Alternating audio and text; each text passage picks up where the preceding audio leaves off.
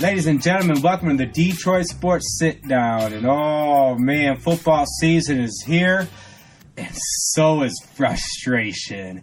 If you are like me, you said you weren't going to get sucked into the Lions, you weren't going to get frustrated. Whatever they do is just what they do, and you're just going to be a fan, and you hope they win. And then they went into Arizona, and the defense looked sharp. Matthew Stafford looked awesome. TJ Hawkinson, holy smokes. And then the Lions did what the Lions do, but not to the excruciating point because they didn't lose the game. Close enough. Oh, yeah. Close enough to a loss. Here we go, ladies and gentlemen. This is the Detroit Sports Sit Down. I got Dan Murphy here. I got Joe Perry here. My name is Tom Murphy Jr. And the Lions did what they did. And Joe, you are exactly right. And Dan, when you sent the show notes over, you titled it "When a Tie Is a Loss," or when a tie feels like a loss. when it feels like a loss, and it did. Yeah, it sure. did. So guys, okay, here we go. So many things to talk about with this game, and let's start with it, man. Like, do we think that this Lions team is just the same old Lions? Or do they go out west and not lose? Does a tie feel like a loss? Well, what sucks is that they dominated for the first three quarters, and that we thought we were going to win easily. And then it was just like everything fell apart, just like normal. We had them, and like even Stafford was moving around the pocket like he didn't last year, throwing the ball well. Like you said, Hawkinson looks like a beast, not only blocking but catching the ball. So we had a lot of positives in the first three quarters, but then it's like we almost backed off and just let them tie it. Yeah, to me, it's the same old Lions because we said, come on, man! Already week one. Yeah, week one. What did we say last week? They had to win this game. It was a must-win game. It was a must-win game. They couldn't lose it, and even more to that point, when they're up 24-6. An 18-point lead in the fourth quarter, You can't lose those games. You can't. It's so hard to win in the NFL, and it's so hard to win on the road.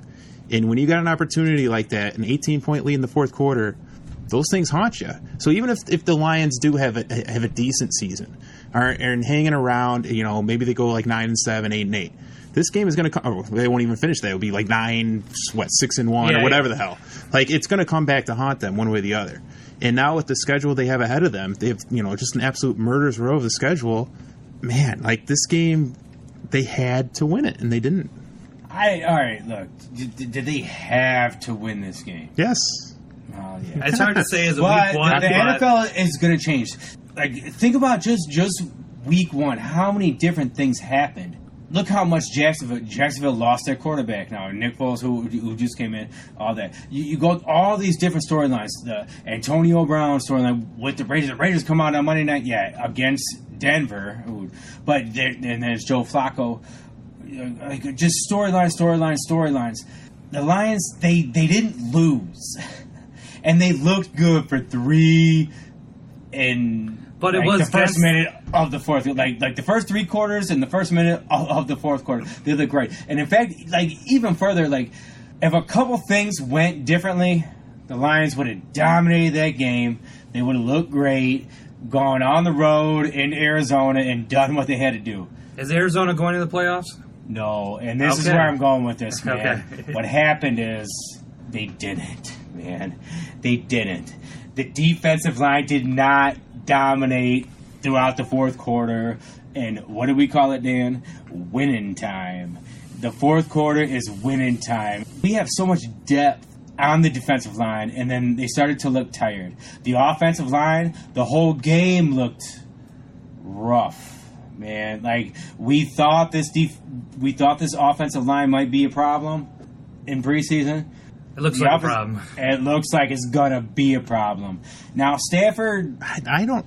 Well, Decker, I mean, I don't think the offense was even that much of a problem. They they had over 100 yards rushing. Stafford had almost 400 yards passing. Stafford looked great, but he was running for his life, man. The offensive line did not look good. The running game didn't look that great, man. The running game didn't go off like they still had over 100 should. yards rushing. Yeah, but they didn't. I mean, Kerryon Johnson had 16 carries for 49 yards. C.J. Anderson had 11 carries for 35 yards. Now, how about... So it's really it's not outstanding, but it's good enough. Who's our new friend? Because it allowed Stafford opportunities to be great. McKinnison, this guy, man. Does that scare you that this guy comes off just right into the program and takes away carries from Kerryon? Pass opportunities? Like... Well, he's a third back. I thought it would be Ty Johnson that would be in that role. Yeah. And I thought I liked the draft pick of Ty Johnson. I thought he played well in the preseason. And then all of a sudden they picked this guy up and put him right in that spot. I don't really understand it. I mean, right? He looked fine. I mean, I just I was curious. But I don't really have anything like negative to say about it because the guy didn't play bad. But he didn't. It just was a curious thing. For me, it was like, for me, it's a takeaway from Kerryon Johnson. Perhaps that I drafted him on my fantasy. Uh-oh. Doot. Fantasy alarm. But I'm a little bit irritated that Kerryon Johnson wasn't used for my fantasy team, but also I'm a little bit irritated that Kerryon Johnson wasn't the feature. Now, how many carries did he have? He had 16 carries and 2 receptions. Yeah, so he got 18. 18. For how many yards? Yeah, but he had 18 touch. I mean, he had 49 yards on 16 carries, only had 3.1 per. Yeah, he had 18 touches. How many touches did C.J. Anderson have? He had 11 carries. I don't think he had any catches. Probably not. It doesn't show any catches. No catches. So, I mean, that's kind of what you expect. I thought that Kerryon Johnson would be more of a featured back. It's the first game of the season, too. I don't think you want to give a running back a heavy workload. I kind of like having 2 running backs carry the ball. I just feel like if you have a star, I think he can get too beat up carrying the ball 25, 30 times a game. So I do kind of like splitting carries a little bit. I mean, that's kind of how the NFL works. Yeah, I mean, your prime back has maybe 60% of the carries, then your second back has probably about 30%, and then your third back has 10%. Yeah. That's kind of how the NFL works now. A similar situation would be if you look at the Rams and how Gurley coming off his knee injury. Malcolm Brown was a fantasy star this weekend, and he got the goal line carries. And that's the same role that C.J. Anderson played for the Rams last year. Yeah. So there is an interesting comparison there. But like you said, are you saving Kerryon because he was used up too much last year? You're only going to have those 5. You're only going to have. There's only like 5 backs that play pretty much every down. For the most part. Yeah. These running backs, they don't want to pay them all that money. So they kind of do this on purpose because they are kind of, the position is kind of downgraded. So that's kind of where we're at with this, with the running game. Like, are we content right now with the running back situation? Are we content with the running game? Because I would say it seemed to be good, right? It was good enough. It was good enough to win. It should have been good enough to win. They just, I mean, we're going to get into it. We're going to get into this fourth quarter and everything that happened. Oh, yeah. But the offense was good enough to win this game. Mm-hmm. Like, there's really not that many negatives. Could the running game been better? Yeah, it could have been better, but it was good enough. It was good enough to win. It was good enough to get Stafford. Good enough in a game like it was good enough to get Stafford into good opportunities to have the game that he had. Mm-hmm. I mean, the offense put up well over 400 yards. Like, there's not that much to be frustrated in terms of the offense itself, in terms of what they were able to produce. Mm-hmm. All right, so let's get right into this. Why did the Lions not win the game? Whoever wants to go first. I think it was a number of different factors. One, of course, the timeout that they accidentally called. And then Galladay had a drop late in the game, too, that could have extended the drive. The defense just, I feel like, kind of backed off a little bit. So I think there was numerous reasons. Dan, I'll let you tell you what you told us earlier about just how the players acted on the sidelines, because that was a really good point. Yeah, let's get it. We could do a whole podcast on this 2-play scenario here. Okay, so the timeout. All right, 3rd and 5. All right, they're running the clock run. Okay, and so for me... Trust me! So for me, what I saw... I'll just tell you from me, what I personally saw when I watched it from my perspective, okay? I saw a corner blitzing off the edge that they did not have anybody accounted for. Like, he was not getting picked up. And the play that they ended up running was the running back coming across the formation in motion, and Stafford ended up throwing into the flats, right, to him. Okay? Obviously, the timeout was called, but that was the play, right? And it was going to work effectively. Perfect. Now, from what I saw, I'm like, okay, they called the timeout on the sideline. They must have called it because they saw that blitzer coming, and they were moving the running back away from the formation. Yeah. There's nobody to pick him up. So that's what I saw. That's what I saw. Now, that's what I saw. So I thought, okay, I'm giving them the benefit of the doubt. All right, that's why they called it. Now, apparently, they just called it because they saw the clock running down, and they called the timeout. Yeah. Whatever the case is. Okay, so they saw the clock running down, they called the timeout. All right, fine. The play worked. They should have let the play run. They didn't. Okay, so the play, they come out after the timeout. It's 3rd and 5. You need the first down, right? Yeah. If you get the first down, the game's over. Pretty much, yeah. Like I said, the first play, right? They had a corner coming off the edge unaccounted for, right?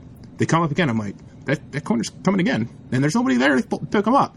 The receivers are all running verticals, all right? Which is all deep routes, okay? Which takes time. You have to have time to be able to throw that pass. Yeah.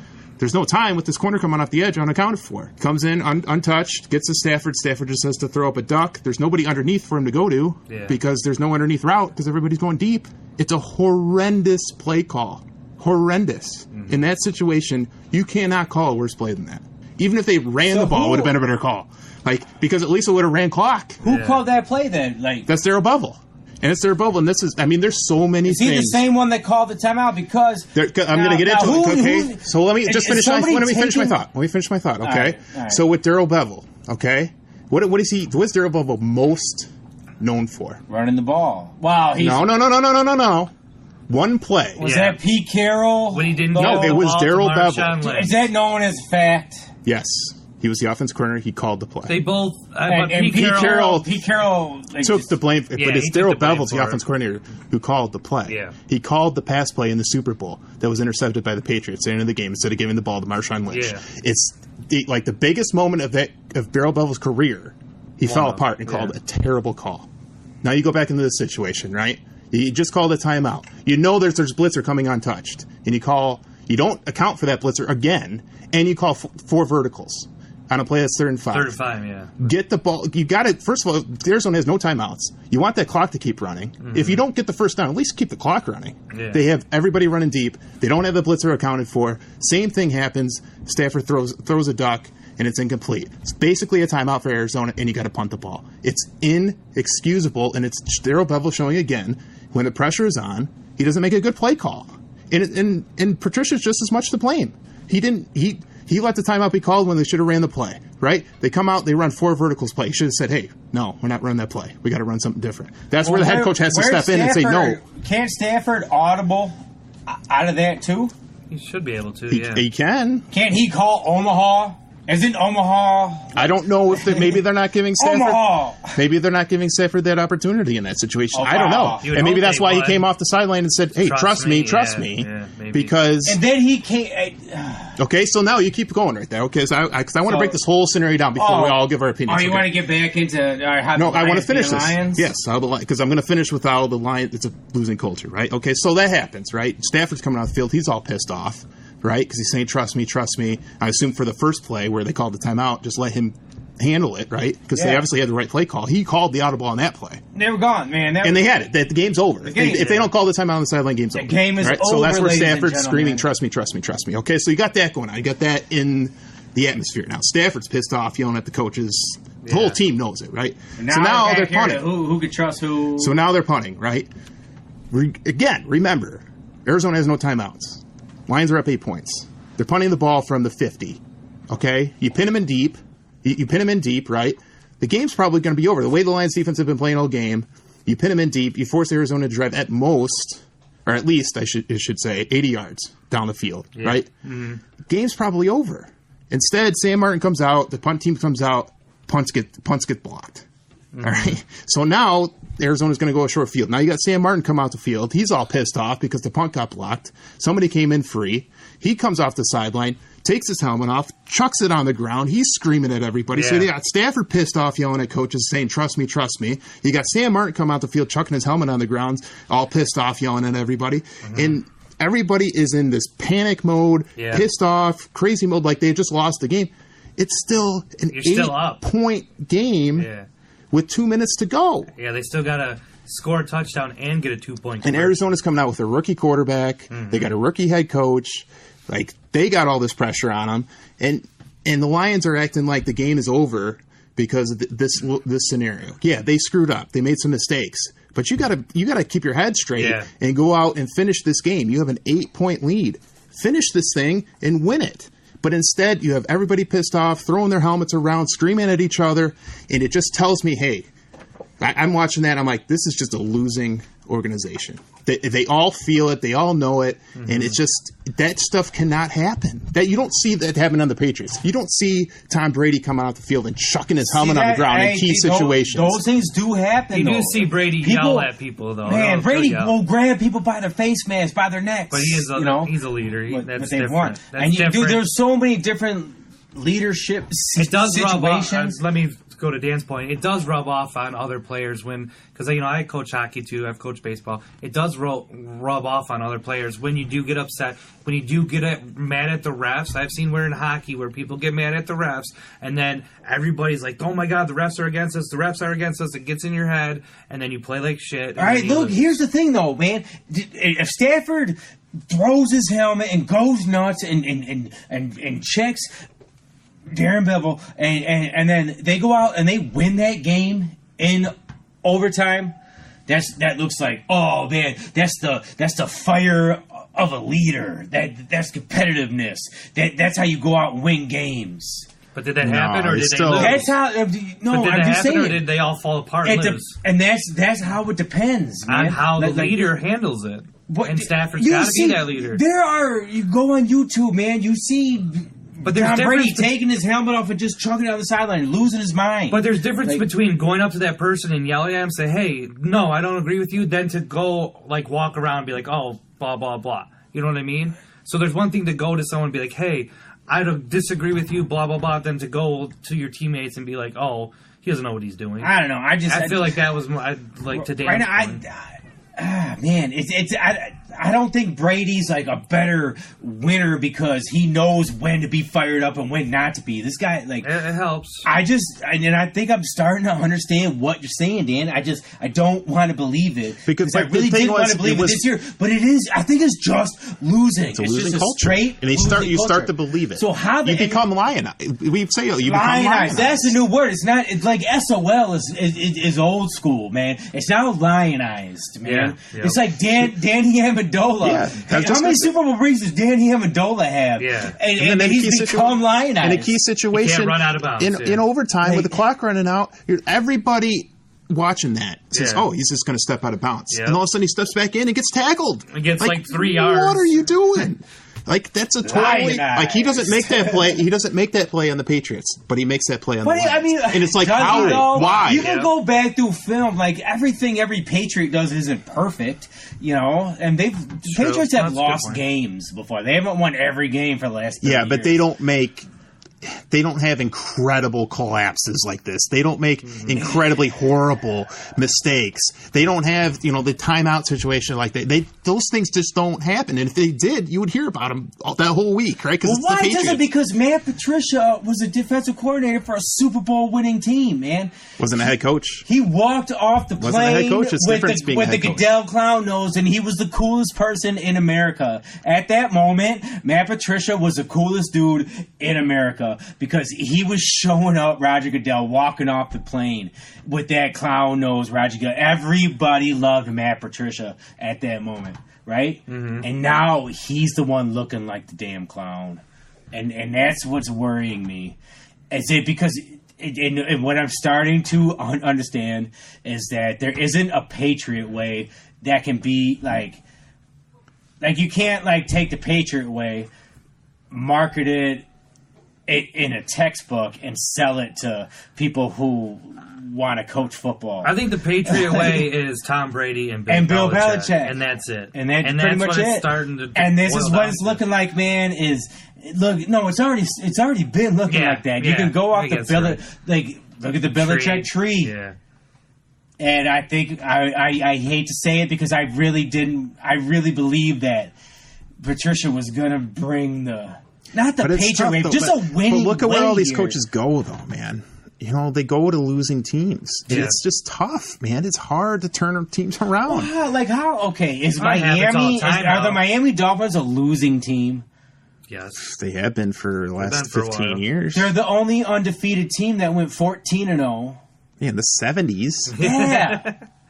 That was a long time ago, Tom. Yeah, the Patriots. Yeah, you know what's the even Patriots were in a longer? dynasty starting in the 70s. 1957 is even longer than that. That's true. And they at least went to the Super Bowl in '84 with Marino, and they've been good. They've won playoff games. I'm just saying, like, I don't know, man. Like the Buffalo Bills. Like, the Buffalo Bills are really rough right now, but they got some potential. But they went to 4 Super Bowls. Yeah, they lost the ball, and that's a whole 30 for 30. But at least there was winning there, you know? Like, I just don't get how the Lions can just keep losing. And, like, you bring people who win games, who know how to win, who have been through winning organizations. Like Golden Tate. Golden Tate won a Super Bowl, came into the Lions, and, like, kind of helped, like, bring along a winning attitude. Mm-hmm. And he caught first downs that were very important. You know, he made huge catches across the middle, got smoked, held onto the ball, and got up, you know? Yeah. But it just, I think what it is, man, and I've for so long, I never wanted to just admit it, but I really, on this opening day, man, in Arizona, I think I finally freaking realized that there really is no escaping being lionized. And what that series reminded me of was, you remember Caldwell when the Lions played at Baltimore? And there was a situation where there was the Lions, I think, had close to getting an interception, I think it was. And it could have been challengeable, maybe. Right? But either way, the Lions needed to call a timeout because they came out the field and they had 9 guys on the field on defense on a 4th and 5, right? Yep. Where he thought maybe that's a play that could be challenged. Not only did he not throw the challenge flag, didn't call a timeout, and they had 9 guys on the field, gave it the 4th down, ended up losing that game. Yeah. And that game ended up coming back to haunt them because they missed the playoffs by 1 game, right? Yep. Caldwell ended up getting fired. Like, that series was totally coaching incompetence. Like, completely. There's no other thing you can say about it. Like, it was just incompetence by a head coach. Yeah. I saw the same thing in this game. Total incompetence in that series of plays. In crucial moments, it was coaching incompetence. That can't happen. It can't happen at that level. How does it? You say it can't happen. It's complete incompetence. But these men, and especially the head coach and the offensive coordinator, both have Super Bowl rings, right? Bevel has a Super Bowl ring. Yeah, he does. Yeah. How does it happen? How does incompetence happen? Because they think they can outsmart everybody. That's part, but it's hard, man. Like, time's running out. You got to think of a play call. You got to know the situation. You got to know the personnel. You got to know what the other team's doing. There's 22 players on the field. It's a chess match. Time's running down on the clock. You got to have a call ready to go. Everybody says, "Oh, you can bash coach and bash coach." Yeah. It's hard. Like it's very difficult. Yeah. Okay. Sometimes you make mistakes, but that's what they're paid to do. They're paid billions of dollars to do. They can't make these mistakes in these moments. All right. In that moment, the play was in. And now the rule is, because I heard a bunch of so, like, the NFL is so convoluted, man, when it comes to these rules. It's insane, man. Like the rule book is like the tax law, dude. You're not going to read either of them, man, you know? So you don't know every rule. But apparently, like, the offensive coordinator can't call a timeout. It has to be the head coach. It has to be the head coach. But then, from what I understand, Patricia okayed the timeout. Like, so I'm confused about that. I mean, it's probably just because of click. Does it depend on what you? That's a really quick decision because he's running down like timeout. Patricia has to be the one that called the timeout. Is there video evidence that Patricia actually called the timeout? Because I haven't seen that. No, I haven't seen that either. Unless he could tell the ref. Yeah. Now we got a clip, right? Are we lined up here, Joe? Because we could go on about this all day, but because even when we were watching the game, and the broadcast guys were confused about who actually called the timeout, how it broke down. Should the timeout even have been called? And then you had Stafford, showing his emotion. Mm-hmm. But we got that Patricia clip lined up. This is Matt Patricia clearing the air. play there, the timeout. Sure. Yeah. Well, I mean, that's a got-to-have-it situation. So first down is, critically important for us. The play clock was running down. Call it 0, call it 1, whoever it was in that situation. You'd rather be in 3rd and 5 than 3rd and 10 in that kind of got-to-have-it situation. So, we just got to go out and execute. Doesn't matter, at that point. Just it's a play where we got to go, finish no matter what happens. So that's where we were. Did you call the timeout or did Darryl? Yeah, no, I'm calling the timeouts. We're looking at the play clock, trying to get that stuff down and get it figured out at that point. So, Stafford did a great job of getting it off, but, really, again, whether it was at 0 or 1, either way, the mechanics, the way that works with the officials, they're going to, the guy back there, he's standing at the play clock and he sees it. So, again, we'd rather be in 3rd and 5 and 3rd and 10 in that gotta-have-it situation. So, God, it just makes me say, gotta have it situation. We just gotta, in a gotta-have-it situation, we just gotta go out and execute better. I am so tired of hearing that. In a gotta-have-it situation, you gotta have it, man. You gotta go get that. I did it again. I've been doing so great this whole podcast, and I'm slamming my elbow on the, because I'm just. So he called the timeout, but he did it because this is all in a span of 0.5 seconds. So everybody's, how about just make the play? If you see the offensive coordinator running down saying, "Hey, timeout," I'm sure the coach. This goes back to what I thought. I thought Bevel was calling the timeout because that blitz. Because of the blitz, they didn't have accounted coverage. for. Yeah, but that doesn't. And even if that is the case, I don't know if it is or it isn't. I don't know if that's been decided. But even if that is the case, right? That's why they were calling the timeout, and that's why Bevel was running from the sideline trying to call it. Because to me, Bevel was trying to call it before the play clock was in there. He was like 3 or 4 seconds. That's what I'm going to say. That's probably where you're at. He doesn't like the call. He doesn't like the call because they don't have the blitz now. But he doesn't realize that like the whole right side of the field is wide open. So he's running down the field like a lunatic because he doesn't like what's going on the far side of the field, and he doesn't realize why he's running like a lunatic trying to call timeout, that this play is open right now. It does. If you got a blitzer coming unaccounted for, Stafford's going to get killed. Like he didn't though. I know he didn't, but when you're a coach seeing that you got a blitzer coming unaccounted for, if a linebacker comes off and covers the running back coming out, Stafford gets killed and probably fumbles. Because there's nobody accounting for that blitzer. Not if he takes a 2-step drop and chucks it. Chuck it to who? What if that running back gets wide open guy on the other side of the field who he threw it to in the Tom, what I'm saying is if a linebacker in the middle sees the running back coming out and goes and covers it, there's nobody to go to. And now you get a blitzer coming in untouched. Yeah. That's my assumption of why Bevel called the timeout. But that doesn't save him for the play call he makes after the timeout, where he has all that time to think about it. So he calls 4 verticals down the field. You're saving him for the timeout. You think that you're okay with assuming that's why he called it, okay? I'm not 100% sure that's why he called it. But from my coaching perspective, that's what I saw. I'm like, they need to call a timeout because this guy's coming unaccounted for, and he did. Now that running back still got off, though. Yeah, you got it off, but you don't know if that linebacker is going to come off on that running back. That's a middle linebacker responsibility to cover that running back. He didn't. Okay, but if he does, Stafford gets killed. Okay, so I understand why they called the timeout. What is completely baffling is the play call after it. With the same defense and same defense, same look, same blitz unaccounted for, and nothing to audible off of it. There's no like a receiver changing his route. Everybody's running 4 verticals. A pass that you need time for on a 3rd and 5. It wasn't like it was 3rd and 18. And also the situation is you got to run time. Arizona has no timeouts. So you're running 4 verticals. It's an all or a complete all or nothing play. It's a horrendous play call in a horrendous scenario. Like I said before, it's complete coaching incompetence. All right. So that happens. So now it's 4th down. Now the punt gets blocked. We can talk about Will Harris not picking up his guy.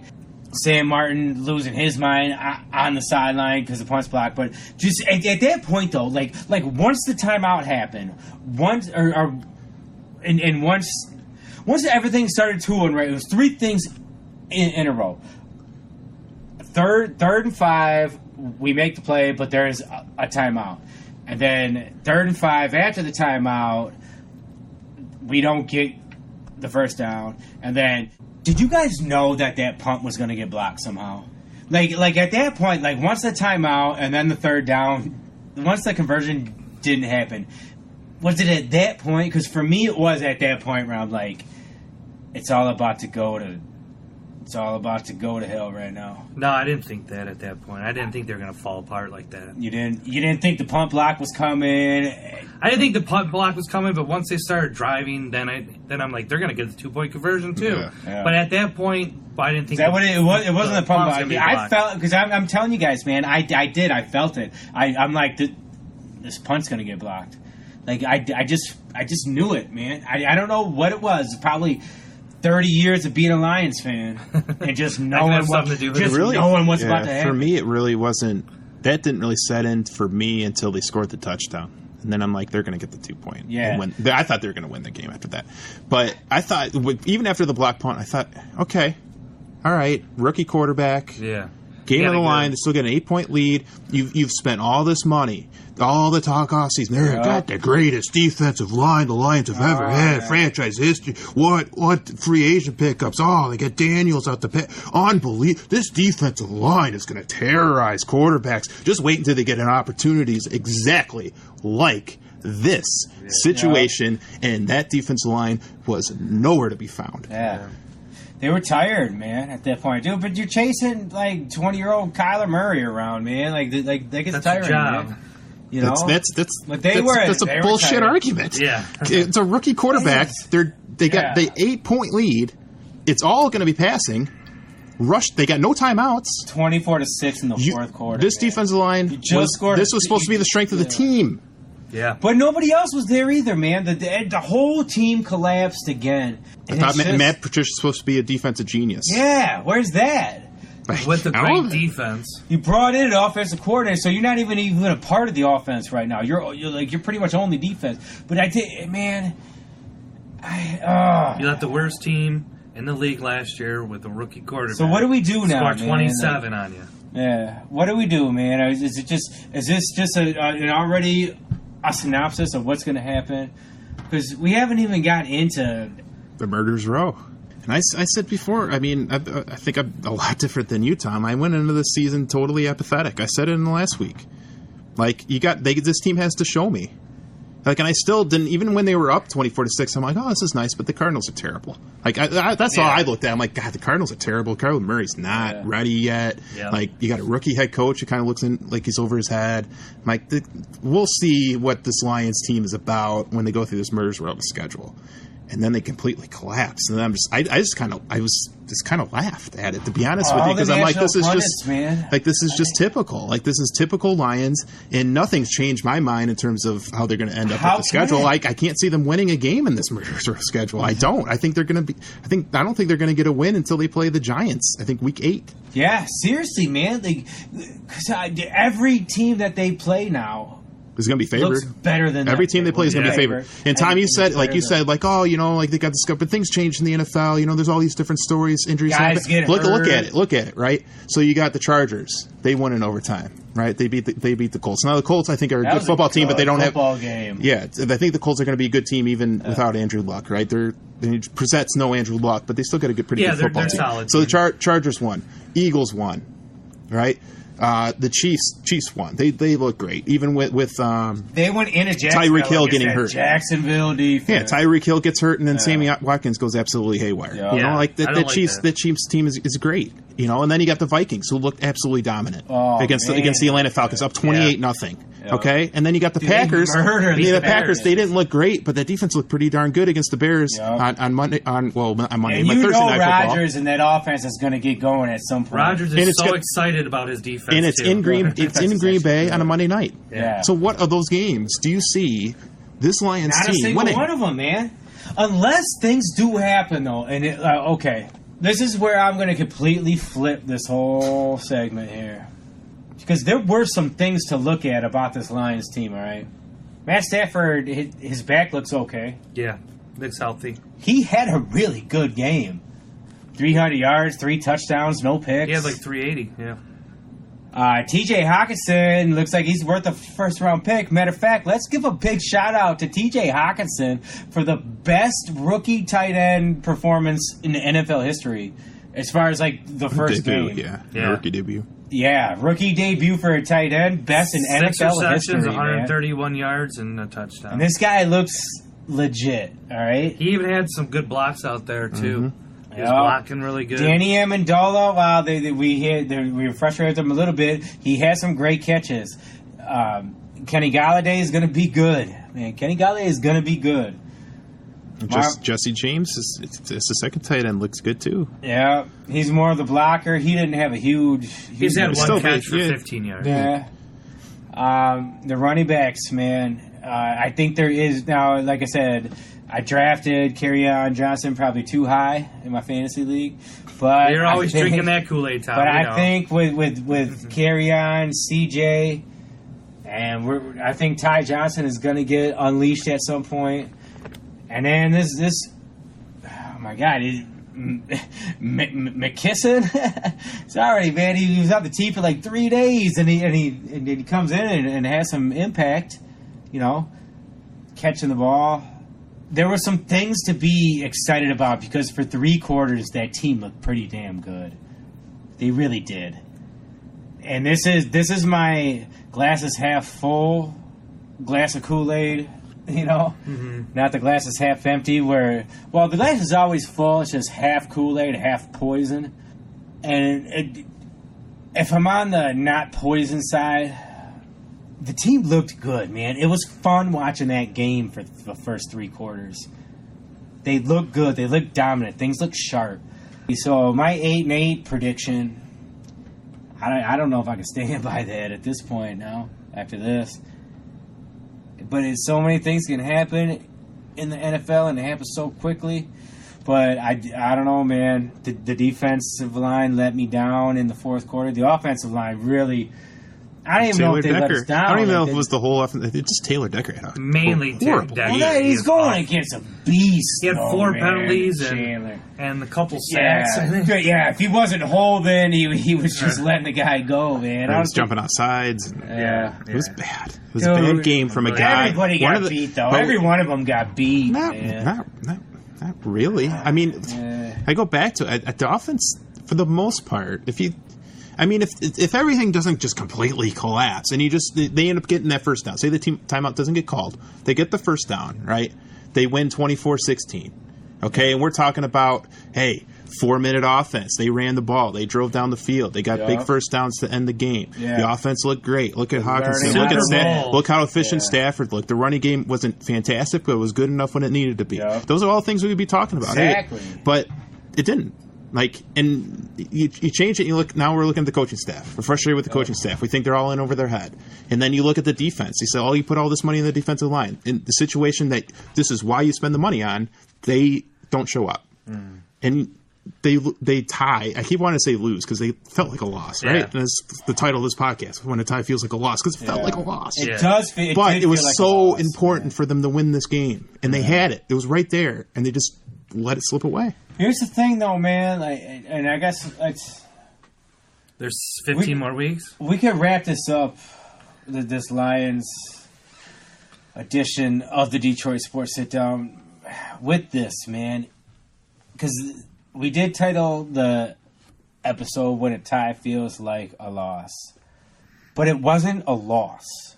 And if these positives that can come out of the game, and they kind of go through this murder's row and they win some games. So right now with this tie against Arizona, it wasn't a loss. It wasn't a win, but it wasn't a loss, and they got to go deal with the Chargers and the Eagles and the Chiefs and the Packers on Monday night. And then guess what? You got Minnesota.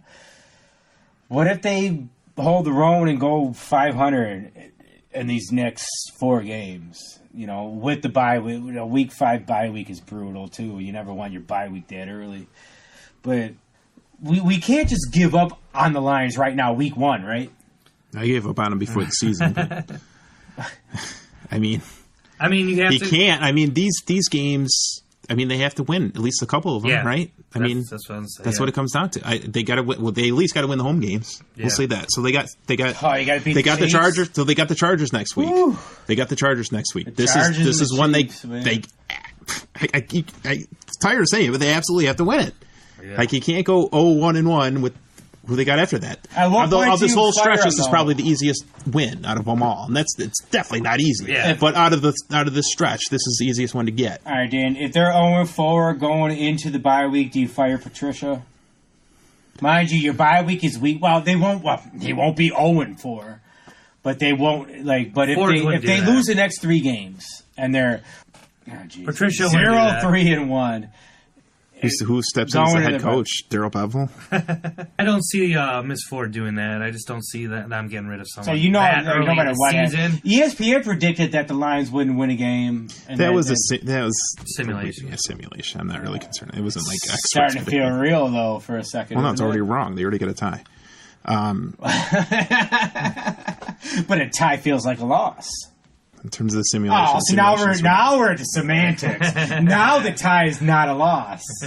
I never said the tie was a loss. But it feels like a loss. Feels like it. But I said it was a must-win, and they didn't win it. But so it's a loss.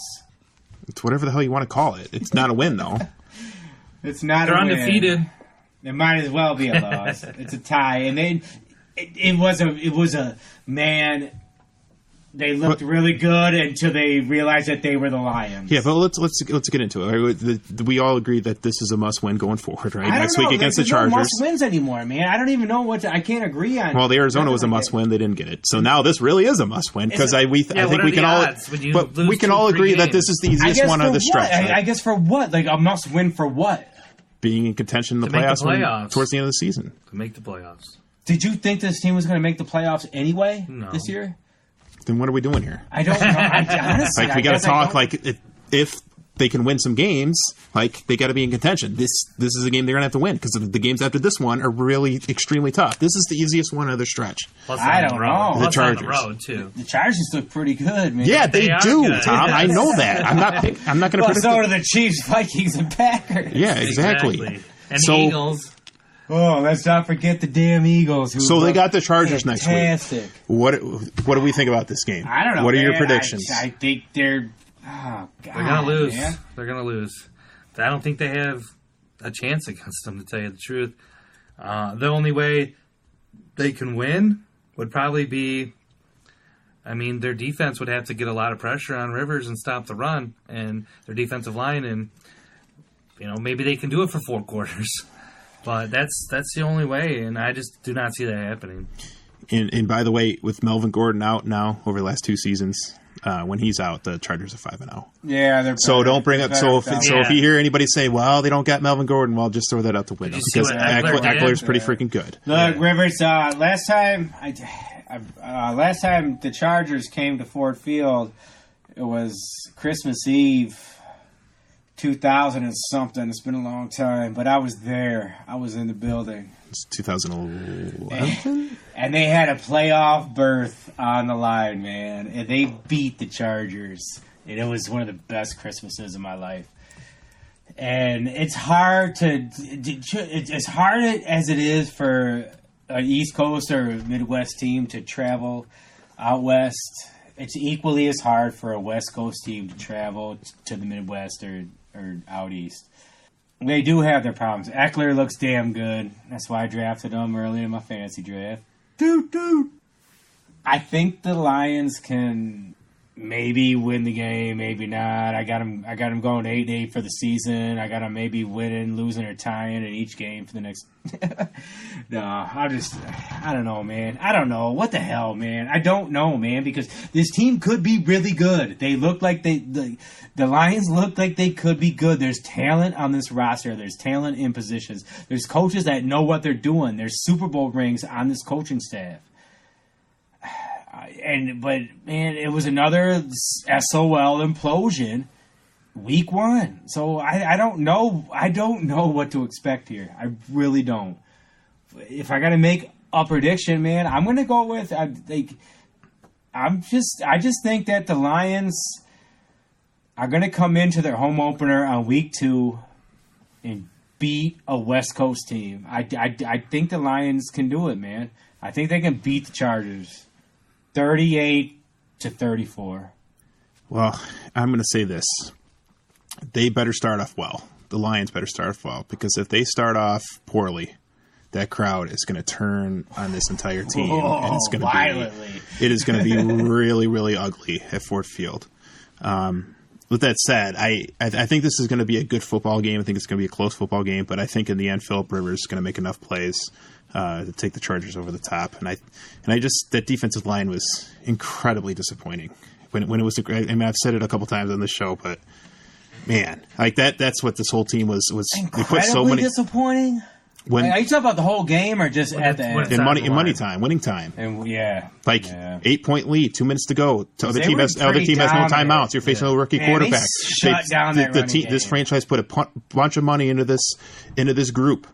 Everybody is talking about this group being great, and they didn't show up when they needed to in obvious passing situations. So I think Rivers is gonna exploit that, and I think he's gonna take advantage of it in big time. Snacks did put that on and said, like, he kind of stepped up and said, "Hey man, this one's on me. I didn't do enough."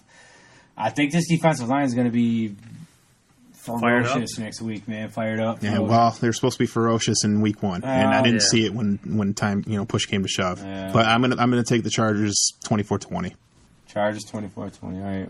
What do you got, Joe? I didn't give a score, but same reasons. Like I said, Rivers is too good. We're not going to get enough pressure on them.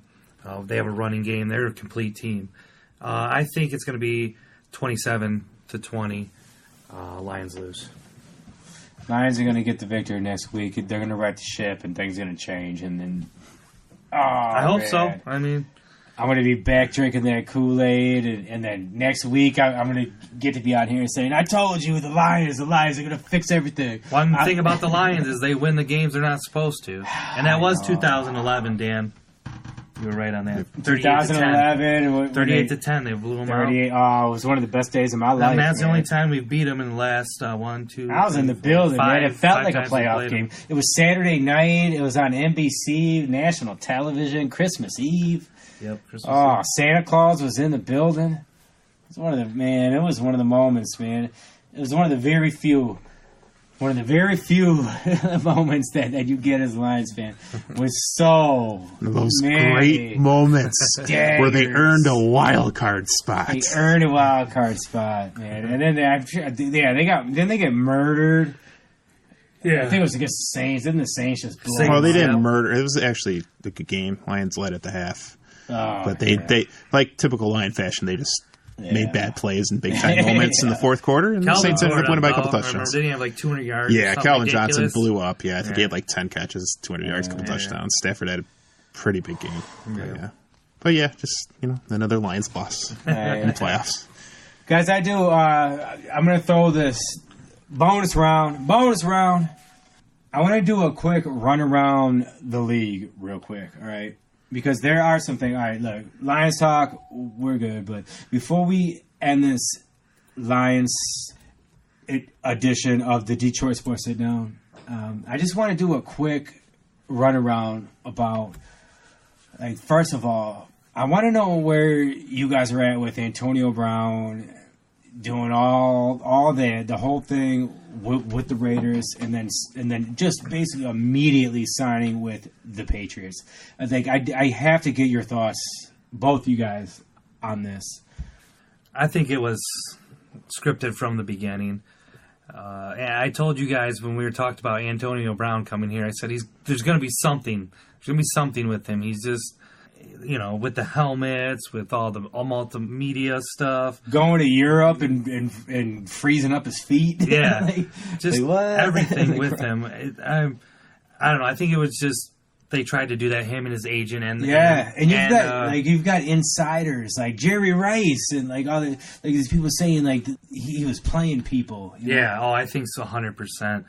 And I think it is BS that it did happen that way. I mean, they even said that he went to consultants to figure out how to get let go. Yeah. So, I mean, you're doing all this stuff, so obviously it was orchestrated. And it's sad to see stuff like that happen in the NFL, especially as someone like that. It does suck for him to go to the Patriots because they're already good. I mean, remember at the beginning of the year, like, who's the receivers? Now, Gordon, Brown, Edelman.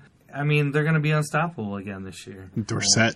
Dorsett, pretty yeah, good last Dorsett, night. yeah, he had a good They game. just traded Demetrius Thomas for That's a right. 6th round pick. Yeah, but he's because done. he doesn't even Demaryius- matter anymore. Demaryius Thomas, He's yeah. done, though. Yeah. He's, Demarius Thomas. Demaryius Thomas is done.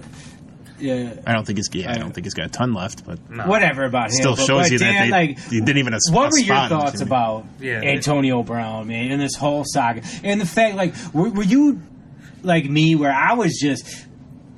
I knew once he got released, immediately he was going to be picked up by the Patriots. Like, I just knew it in my own head. I had no inside information. I just knew that this guy's going to be a Patriot. Thought the Patriots. I also thought maybe the Browns, because I thought maybe he'd want 2 shots at the Steelers, especially with all everything the Browns are doing. And Yeah. I thought maybe the Browns, but yeah, the Patriots were definitely at the top of the list of the teams I thought he would go to. Now, did I think it was going to happen 3 hours later? No, I know. No, and that's where the suspicion comes in. And I think this, like Joe said, I think this was orchestrated from the minute he got traded from the Steelers.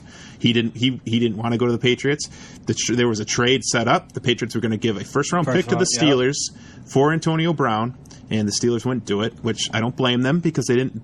That's their roadblock in the playoffs, right? Yeah. Is the Patriots. Yeah. So I don't blame them one bit. The 3 teams in the division, the Browns, the Bengals, and the Ravens, all inquired about him. They're not going to trade him in the division, obviously. Don't blame them. Okay, so they took what they can get. They got a 3rd and a 5th from Oakland. Antonio Brown, obviously, he had no choice in the matter. He went to Oakland. No doubt he didn't want to play there. Yeah. He wanted to go to the Patriots. Probably he knew that trade was on the table, and the Steelers didn't take it, and that's where he wanted to go. So he orchestrated this thing from day one. How about some of those social media memes, went to the Patriots. dude? Have you seen some of those memes where it's like Belichick and this little, like, this, he's under the hood, and his face all shaded, and it's like, call the GM a cracker. The flight will be at 9 a.m. Tom Brady will be there to meet you. He's got a room in his house all set up for you. Yeah. That's funny.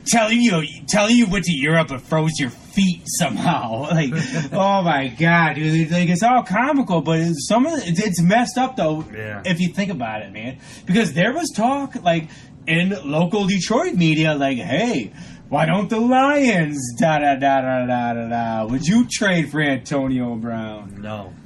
Obviously. Are you kidding? Hell yeah, I would. If he's this smart, and he would fry his feet to do it, you know what's going to happen? Antonio Brown's going to go for 300 yards and 3 touchdowns in week 2. I don't know. I don't know about that, but he's going to be pretty. He's going to be pretty freaking good. Also, and there's not going to be any issues. There's not going to be any issues. None of this crap that you've seen. Yeah. You're not going to see it anymore. It's all, and that's what Jerry Rice is saying to me. And I was reading this one today because Jerry Rice is affiliated with the Raiders, and Jerry Rice said he personally got played. Like, he was trying to bring Antonio Brown and like mentor him and all this and that, and he straight up got played, and because all he wanted to do was get the hell out of there and go to the Patriots. Well, so what is this? So let's put it this way, like. Okay, now he obviously had crap with the Steelers, so it's not like Antonio Brown is some innocent person, right? But let's just say he was. Like, so let's just say there's no It's a mutual situation. Yeah, I know. But obviously Antonio Brown. I'm sorry, the Steelers. Yeah, obviously Antonio Brown played his part, right? There's no doubt. Like, it's not like he's this perfect citizen, okay? But let's just say sorry, ran his course. Yeah. But let's just say he was, right? And he got traded to a horrible football team. When you know that there's a team out there that is legendary, a dynasty in the Patriots that wants you and will do anything they can to try to get you. Offered a first round pick to try to get. Do. Yeah, offered a first round pick to try to get you, but the Steelers wouldn't let it happen. Then they trade you to one of the worst teams in football.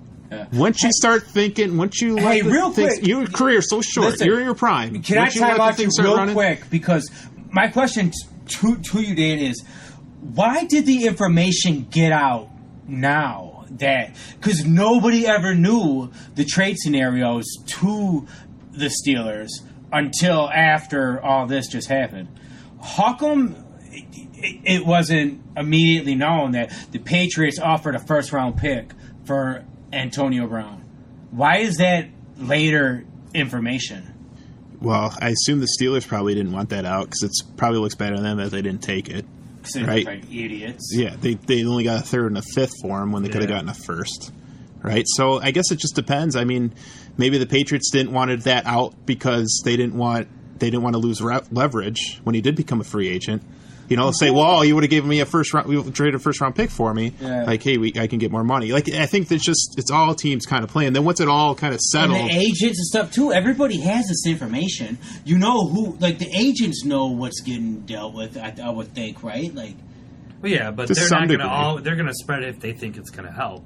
Yeah. You know, not if it's going to hurt. So I guess what I'm saying, who does it help? Who does it hurt that the information gets out that the Patriots offered the Steelers a first-round pick for Antonio Brown?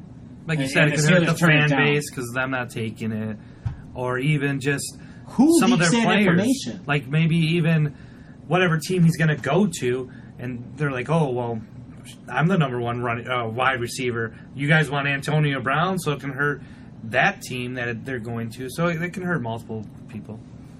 I'd say who's the one that the deal was offered, everybody kept it concealed. Now that all is said and done, now this information is getting leaked. Just because they probably think, hey, this was orchestrated. Who's they though? Like who's the ones that would Who's who they? would it benefit to leak the? It's not going to benefit the Patriots, I mean, you see how these right? insiders. It's not going to benefit the Steelers. The Steelers look like idiots now. Like, yeah, we could have got a first round pick for Antonio Brown. Instead, we got third and fifth, and now Antonio Brown's on the Patriots. Antonio Brown couldn't play. He's not playing for us. We just went to your house and you smoked us 30-3 or whatever the score was before I fell 33. asleep. I think it ended up being 33-3. I think Yeah. it was, Brutal game. Yeah. Just the Yeah. Patriots blowing out the Steelers. And guess what? Now they got Antonio. So if they already just whooped the hell out of you, and now they got your best player. You know. Like, No. You know, and you got a third and a fifth. We offered you a first. You didn't take it. But not only that. So who leaks that information? I don't know who leaks it, but it's just the way Isn't it the way you curious? laid it out. It just the Patriots are playing chess. Everybody else is playing Yeah. checkers. Ah, it is, isn't it? I mean, the Steelers are right there. I mean, they were competing with the Patriots for the last 15 years, right? Since Ben Roethlisberger's Yeah. been there, right? Yeah. Even before that, even before Roethlisberger, like Yeah. they've been like two of the top teams in the AFC consistently, two model franchises battling it out, right?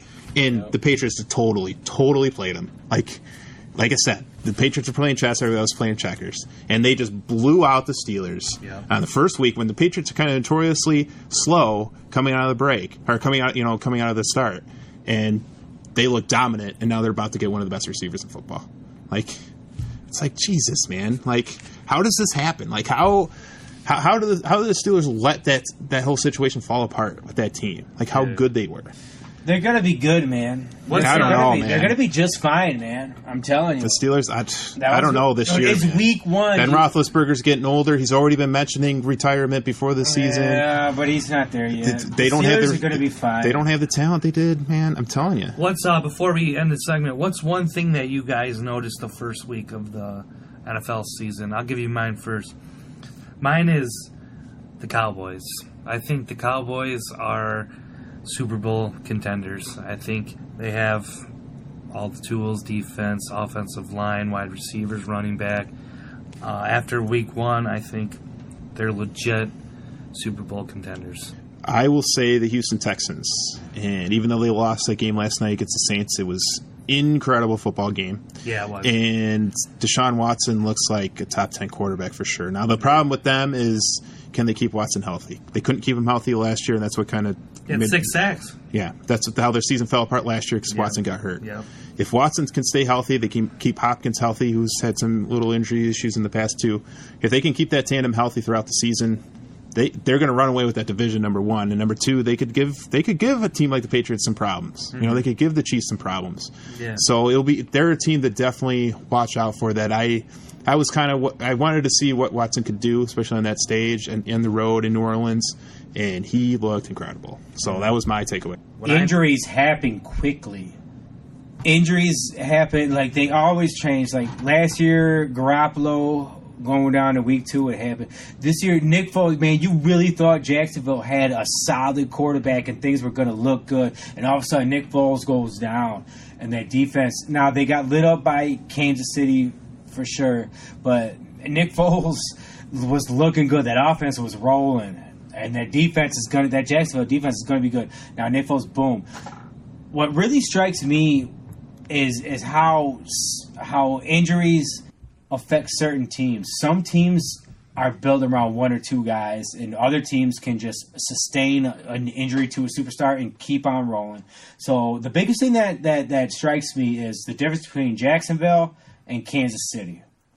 Jacksonville lost their quarterback, but they have a stellar defense. They got trounced by Kansas City. Kansas City immediately lost their most dynamic player, Tyreek Hill, and they just kept on rolling. You know who stepped up? Sammy Watkins looked like a nightmare for defensive coordinators.